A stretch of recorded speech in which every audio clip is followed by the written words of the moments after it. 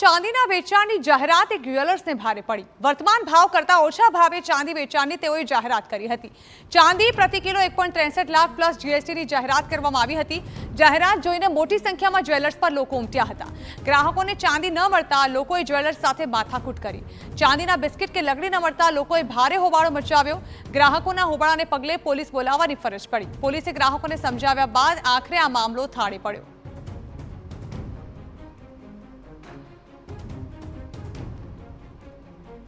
तो jewellery showroom में बबाल बाद मैनेजरનું નિવેદન પણ સામે આવ્યું છે। એમસીએક્સ ઓનલાઈન ચાંદીના રેટ અનુસાર અમારી જાહેરાત છે। બુકિંગ કરીને પછી ચાંદીની ડિલિવરી મેળવવાની જાહેરાત હતી। ચાંદી ખરીદવા આવેલા લોકોને ગેરસમજ થઈ હોવાનું મેનેજરે જણાવ્યું છે। अंडरस्टैंडिंग कस्टमर की नहीं हुई, उसमें ऐसा है कि वो पूछ रहे, डिमांड है कि भाई कैसा है, तो उन्होंने हमने अच्छे से उनको समझाया है और हमने आज पेपर में भी दिया है। उसमें आप क्लियरली देख सकते हो कि उसमें ऐसा लिखा है कि आप आइए और सिल्वर का बुकिंग करवाइए और उसमें शर्तों का अधीन लिखा है। जब भी कस्टमर हमारे शोरूम पे जितने भी आज भी आ रहे हैं उन सबको हम डिटेलिंग में समझा रहे हैं। अगर आप आज को बुक करना है तो आप ये प्रीमियम का बेनिफिट लीजिए और आपको 25 दिसंबर को डिलीवरी मिल जाएगी।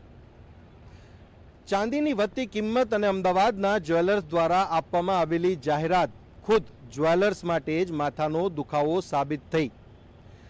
જે જાહેરાત આપવામાં આવી હતી એ જાહેરાતને લઈને ખરીદવા આવેલા જે લોકો છે એમને કેટલીક ગેરસમજ ઊભી થઈ અને મામલો પોલીસ સ્ટેશન સુધી પહોંચ્યો, પરંતુ એ ગેરસમજ દૂર થતાં મામલો હાલ થાળે પડ્યો છે। પરંતુ ચાંદીની કિંમતે બજારમાં અને સાથે જ સાથે દુકાનોમાં પણ ગરમીનો માહોલ લાવી દીધો છે।